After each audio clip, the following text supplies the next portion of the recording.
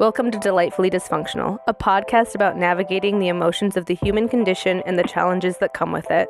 I'm Keilani Persian Mason, a psychotherapist and life coach with James Timmons, an ever-curious human. This is not a replacement for mental health therapy. Please seek out mental health care if that's what you're needing. This is an opportunity for self-healers to dive deep and understand more about themselves. Welcome back to Delightfully Dysfunctional. I'm Keilani, and today I am joined by Stephanie Fisher, author of the book, My Name is Bill, Not Buddy. And today I'm very excited for us to learn more about her process, about her relationship to the story that she wrote, and just to kind of present more light into the profound life of this individual that she wrote about, Bill.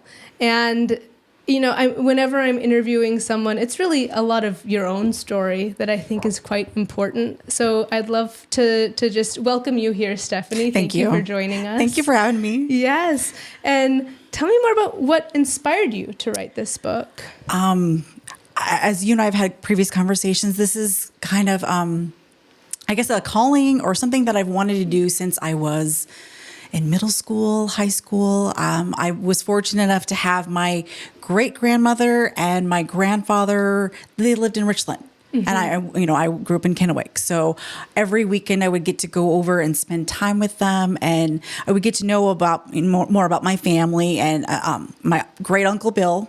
Great Uncle Bill. That's who this was written about. Great Uncle Bill. Okay. And just getting to know more about him and just getting to have that time to spend time with family. Because I know that that's not an option that lots of people get to have, especially with you have your parents, your grandparents, and your great-grand, Wow, yeah. That's a lot, That is rare. To grow up like that. Mm-hmm. Every weekend being able to spend that time. And it's as an adult now, it's kind of funny because I think of the dynamics of, my great-grandmother lived right next door to her son, which I think of as a married, that had to be a lot of strain, But at the same time, there was just a lot of personalities in the works, but I think it just had to, it was the way that it was supposed to be. Yeah. Yeah. Because if going through the book and everything, my great-grandmother was, I knew this, but I've never been to Texas before. Mm-hmm. And her growing up was in Texas. I mean, she came in one of the wagons with the white covered, right. long, like in the 1900s. She was born in the year 1900. Yeah. And they came over from Germany and they went in So there was this inspiration was being sprinkled in your childhood as you were getting to know more about your family. Yeah. And about this particular family member. And you're right. I've never lived near my family. They've been scattered all across the country my whole life. Yeah. So it's almost a special and a rare thing to find that quality where everyone has stayed in an area long enough to have a good relationship. Yeah. All because of the Hanford site, or the Hanford area. That's right. And even my dad's mom, same thing. Mm-hmm. So they all lived in Richland. So it would be like, I get to go see everyone every Saturday or every Sunday and stuff like that. So for our listeners who aren't aware of the history of the area that we're in, actually, it was really created and boomed during World War II because of a facility, and it was all very top secret, that was creating, was it the plutonium or uranium? The plutonium, I believe. Okay, yeah. Right. Yeah.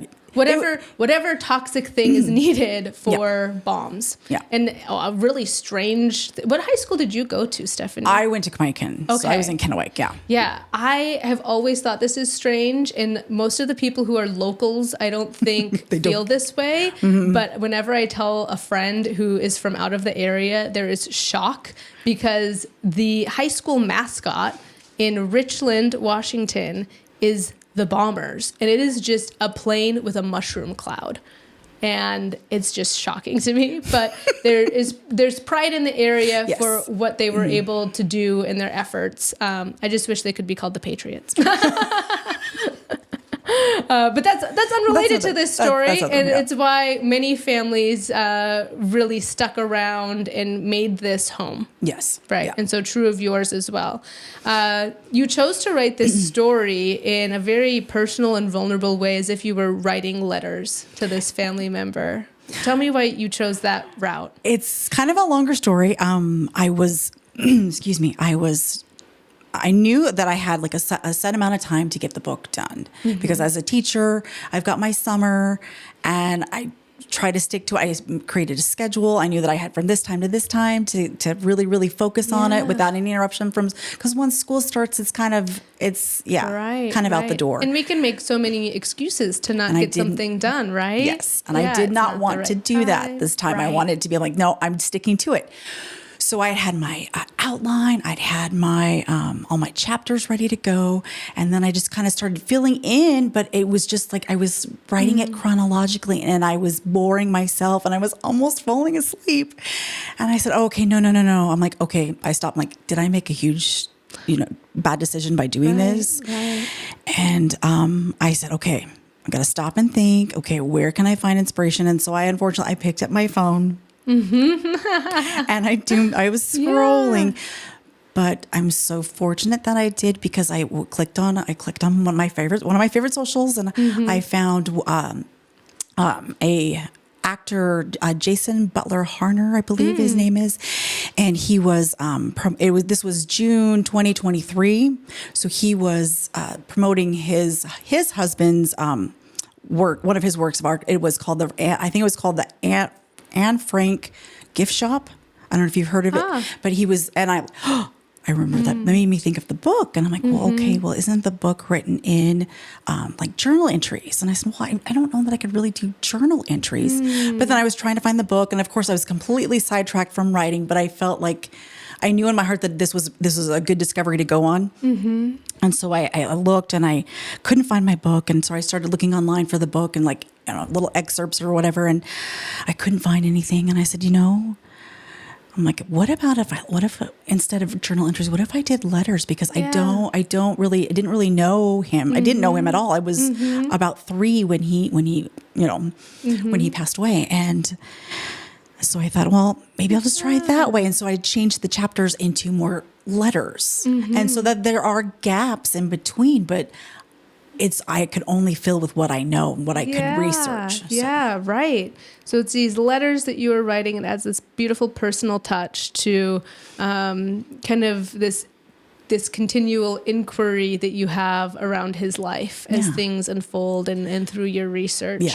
And I love that. I think this is a good reminder as well to people when they start on a project or a passion. I think we can all hit that rock where it's like, did I just make a mistake? Am I doing this? What's going on? How do I get through this? And so many people decide to put it down and say, that's too hard. I didn't, and leave with a feeling of defeat. And I think when you find that inspiration and that creativity to pivot, it's really a powerful place. And it brought you to this place where you have this finished, beautiful book. Because after that, I was gone. I was back on it. I'm like, okay, so I needed that. Thank you. I'm like, thank you. I was really grateful for that moment. So So anyone listening, please seek that inspiration or reach out to someone to help you find that pivot, because I love getting to hear that about your journey.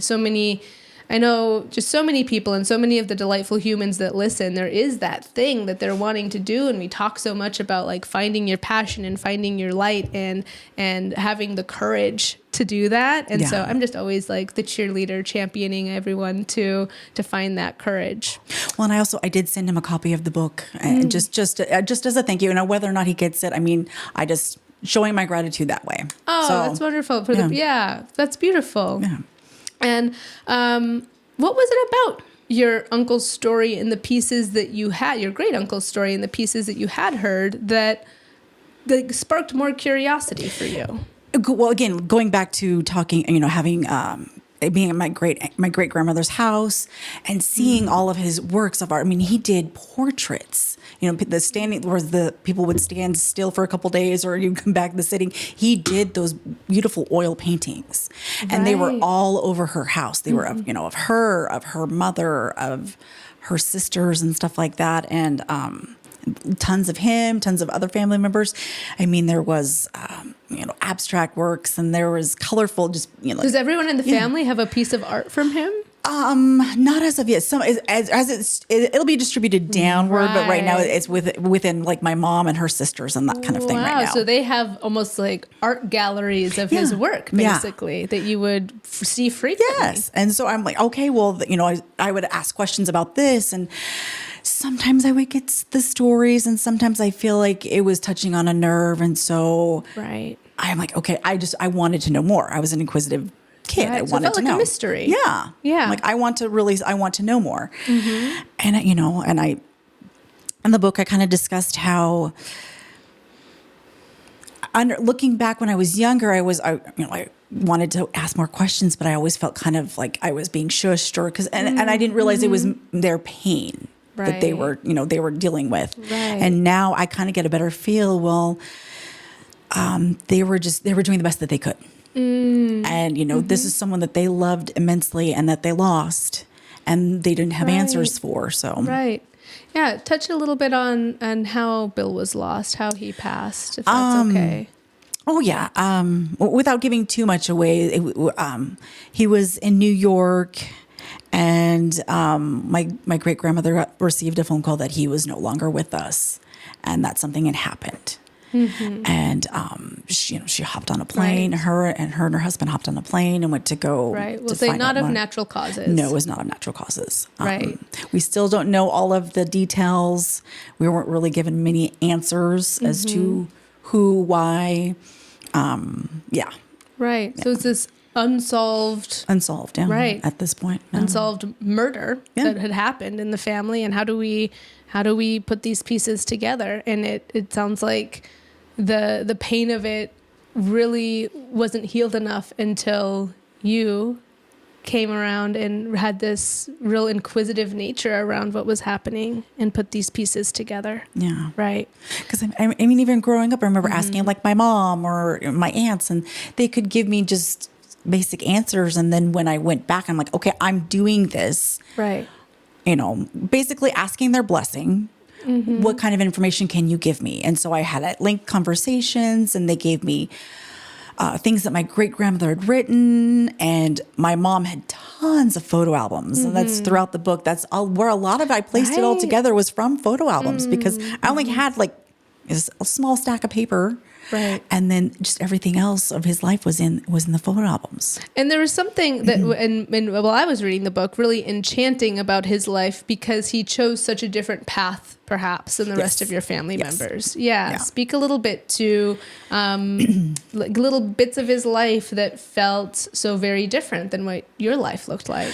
He was a performer. I'm not. Teaching is a bit of a performance in a different way. And it is, and it's funny because it is, but it's one that I've been more comfortable with. Right. Being here, doing this is very outside of my comfort zone. Yeah, everyone give her some snaps. Yes, she's here. And I mean, he did play. He was always the lead in the play, in any play that he did. I don't remember his first one. He played George Washington, and that was the lead, and that was that, and then on to high school and not necessarily college, but he was typically the lead in all of the plays that he ever did. Right. There's a very vibrant, creative, artistic person. Yeah. And then at the same time, he was very much into medical science, and he did a year can't remember going blank with the school, but he did a year in medical school, and then for whatever reason chose to stop. So he was the yin and the yang within himself. So it was it was just, I mean, who would not want to know more about someone like that, especially if it's in your family? Right, right. And did you feel a particular sense of duty to share this story? I did, because I felt when I was reading, or when I was finding out more and more, I'm like, this could help somebody else. Or maybe, this could inspire someone else. Or maybe with the resources that I found and added to the book, this might help someone else who is watching someone that they love go through it. Maybe this resource could help them. Right. And it's all about, intention and how that intention will impact others. And I was trying to be at my most thoughtful with writing it. What is your hope and how it might help other people?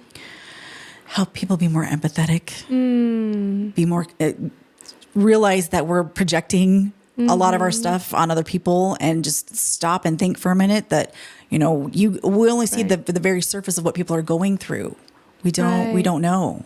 Yeah, there's a section of the book here that speaks to that I highlighted.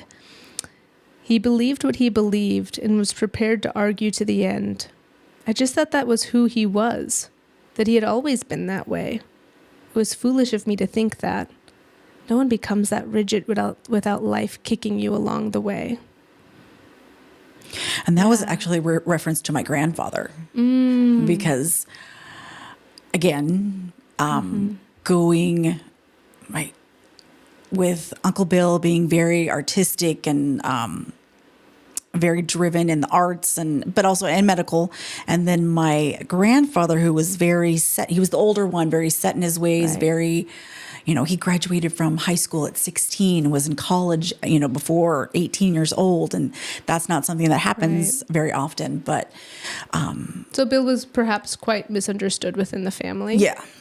And then something that we haven't explicitly said, but Bill was also out and gay, which at the time was incredibly seen as very rebellious and not understood. And so through this writing process, it's also instilled a different type of allyship within you. Yeah. And is that a piece of the message that you're hoping shines through in your work?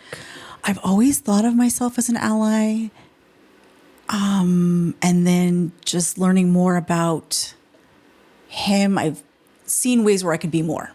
Right. Yeah. And, through different organizations that I've found and researched. And I know that there's far more than what I put in the book. But I think, we have to find resources, and we have to be willing to give them and to just get the message out there. Because we have a lot of people that are going through a lot of things right now. Yes. Yeah. Yeah. And I'm curious as well about the lessons that you gathered along the way about yourself through this journey. Yeah. I'm far more braver than I give myself credit for. Oh, that's beautiful. And that is extremely important because I have daughters, and I want them to know that that's within them too, that it's not just me. And just the bravery, that comes from my lineage, from my ancestors, from all the people. Yeah, we are descendants. Yeah. And I think we forget that. Yes. And so this was a beautiful reminder of that for you too. Yeah. And just, that we should all kind of pay homage or pay gratitude to those before us. Yeah. In all settings, in our family, with our friends, in our allyship, we have to pay homage to all of those that have come before us and give them credit. Because without the people that have come before us that have stepped up, we wouldn't have a lot of these resources for people that need it now. Right. And I think, speaking to just generational trauma, we can be harsh sometimes with past generations and not knowing, like you had said, what they had gone through or why they might be that rigid, why they might have that harsh exterior. It's so much a survival mechanism to create some sense of safety, and it has given us the opportunity to continue evolving. Yeah. And I think that it's a really powerful place to honor that, because it can also be the thing that we might struggle the most with within families, especially in this time. As we're recording it, we're kind of right between Thanksgiving and Christmas. So there's a lot of people gathering with their families. And there was also, wrapping up after a tense election season, there's going to be people who disagree. That are all gathering together. And there's some people that are choosing not to be with their families, or, Right. It's again, just giving people the space that they need in order to show up as themselves. Right. Without judgment, without projection, without all of that. And I think that's something that, I know that I'm guilty of it all the time too. And I can't. Yeah, we're not perfect. No. And I feel like writing the book and not exposing his truths, because I feel like it's just, I took what I was told. I took the evidence that I gathered, and presented it in a way that I felt was best, just to show that my relationship with him that was non-existent. But for me, it is now that I have the book. Yeah. How powerful to create that relationship after death with someone. Yeah. From a very different generation too. Oh yeah.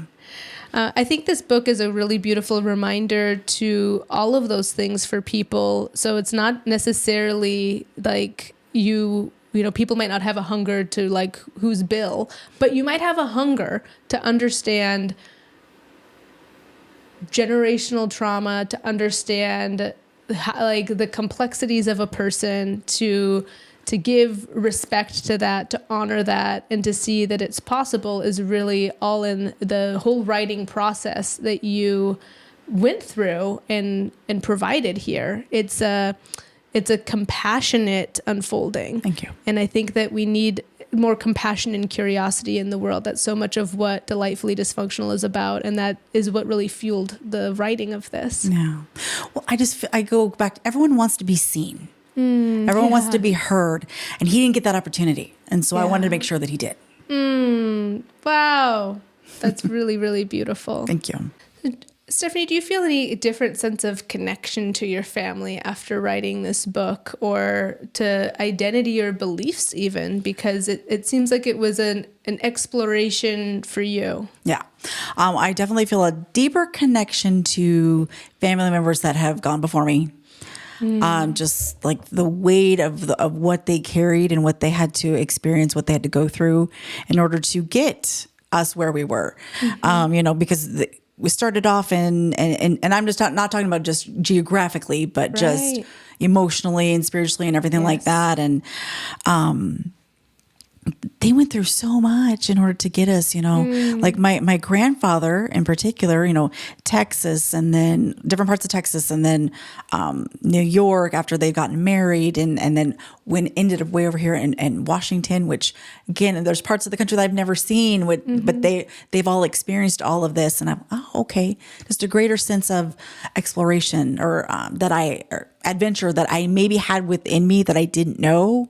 But now I have a better understanding as to why there are certain places I feel drawn to, but didn't understand. And then even like Texas, I'm like, I've never really wanted to. It was not on my bucket. But now knowing that he's buried there, and that I would really like to visit.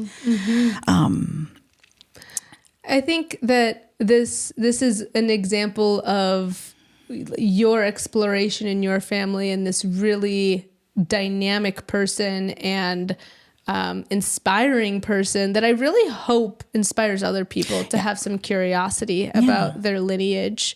And there's this just really beautiful depth of understanding that I see you giving to past generations. Okay. And I think that's really needed and necessary, especially because I think there's a lot of clashing between generations right now, and some of it, I totally can understand a lot of it. And at the same time, I don't know that it's black and white, but maybe it's both, that some people feel completely misunderstood by their family, and also their family might be doing the best they can with the tools they have. No. And previous generations did not have the same tools that we have now. Yeah. Yeah, it's all subjective. It's all relative. It's all relative to back, the 30s, 40s to now. It's all the same. I mean, the issues may be slightly different, but that resentment or that lack of communication or that lack of seeing other people, and then just wanting to just what is it? Wanting to be right rather than heard. Kind of thing. And, I feel like right now, a lot of people just want to be right, or they want to prove that they're right, even if they're wrong. Yeah. And rather than listen to the other person, the other side kind of thing. And I felt that was one of the ways that I wanted to help communicate and help other people, is that we've got to be more quiet. We've got to be more subjective. We've got to be willing to listen, to really listen. Yes. Bigger ears, quieter mouths. Yeah. And for anyone who might be starting something new and they are feeling a bit intimidated, like the project feels like Mount Everest, and involves, taking a risk of some sort. What advice do you have for them? What advice do you have for other people who might be navigating something new? If it's truly your calling, it's going to keep calling you until you do it. Oh, that's a good one. And I know I've read that many times, but it's true. And it's very true for my life. Truly your calling, it's going to keep calling. It's going to keep knocking at your door. It's going to keep showing up in ways that'll make you think of it again and again and again. I'm like, why haven't you visited this? I'm here. I'm here. I'm waiting. Right. And to not do it, I think at some point is more uncomfortable than taking the leap to do it. Yes. And I know a lot of them, we cloud it with other things because we're fearful or we don't want to try. It's going to be what it's going to be. It's going to be what it's going to be, and yeah, there's grammatical errors. There's things that I have wrong with it, but it was my first book that I wrote or that I've written at this point.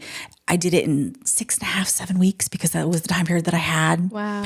And then after doing that, I edited it. And I'm like, I'm just going to throw it out there. I sent it to a couple different publishing companies and heard back from all of them and they wanted to publish it. So I'm like, okay. Wow. Okay. So what beautiful confirmation to take that risk and to try. Were there moments of fear or doubt that you had, and how did you work through them? You shared one example earlier. That one. Yeah. Just, especially when you have come this far. You've gone this far. Why are you going to turn around and go back? Well, and something like off camera that we'd shared, and without giving too many details, but I think a lot of the fears and doubts that can come up are just life. Life is not... There's has ups and downs and there's boulders that can come in the way and stressors that you're working through. And I think it's easy to say, I don't have time for that. Yeah. Well, I think too, the perfect time will arise. There, and that when, like you were talking about with those blockages or boulders or whatever that comes away, then maybe it's just not that time. But then there will come a window. You'll see it or you'll feel it or you'll just know. And then like I did, I planned it. I planned it to, the best way that I could, because I knew that if I didn't do it, if I don't do it now, I'm not going to do it. Right. I think that that's another great tip for someone, especially, we're speaking a little bit specifically to book writing, but whatever it is, this is the advice that I give people frequently is just baby steps. Like, let's first map out how we're going to get to the summit of Everest, but we're only working on getting to base camp 1, like we're not taking on the whole thing because that can feel so daunting and overwhelming. How do we just begin? So is it the outline? Is it just starting to like form a framework and a picture? Now it's easier to take these bite-sized doses. So I think that that's really a great example of making it feel more doable. Yeah. And like doing research, whatever it is that you want to try, researching it prior to, see what others have done before you. And then take bits and pieces that work best for you and then come up with your own plan. Yeah. Yeah. Learn from others. Learn from what other people have done. I think that's another thing that I see people do when they're taking on a new project. They're like wanting it to be, it has to be this novel way or this new way, or it has to all come through me in this specific, it's be really flexible with the process. And I think just keeping that inspiration alive, like what feeling do you want to have after you've completed it, and then chasing that feeling. Just fully embracing it. Fully embracing it, whatever may be the outcome. Yeah. Because, this is something that I've wanted to do since I was little and I've completed it. Okay, now what's next? Right. There's always a stepping stone that's next. I think that's something that I have to remind myself when I take on a project. You have this idea of like, and then everything will be great. No, it's a stepping stone for the next thing, but you got to get your feet wet first. Yeah. And is there anything that you wish someone had told you before this book writing process? Or do you think that you just needed to take that leap? I think it's kind of a combination of all of everything, because of course I wish I'd talked with more authors prior to writing, but I feel like then I would have been taking their perceptions and their experiences, and then maybe if it didn't go that way, maybe falling into that hopelessness. So everyone has their own writing process. Oh gosh, yeah. Or paint or whatever you choose to do, but I think you just have to take that leap. Just take that leap. Lean in. That's right. That's like another one of our mottos. Lean in. Lean into the curiosity. Lean in. Oh, well, that's wonderful. Thank you so much once again, Stephanie Fisher. My name is Bill, Not Buddy, is the name of her book. And where can people purchase your book? We've got Amazon, let's see, Barnes & Noble, and I think the Newman Springs Publishing as well. So Okay, wonderful. We'll make sure to include the link in the description of this podcast episode. I encourage you all to go get yourself a copy of My Name is Bill, Not Buddy, an inspiring story that really intertwines family and like the hiccups and the struggle of family that we all have, as well as just really highlights this special person's life that was cut short. And congratulations. Thank you so much. It's something you should be very proud of. Thank you. And thank you so much for joining us today, Stephanie. I appreciate it. Yeah.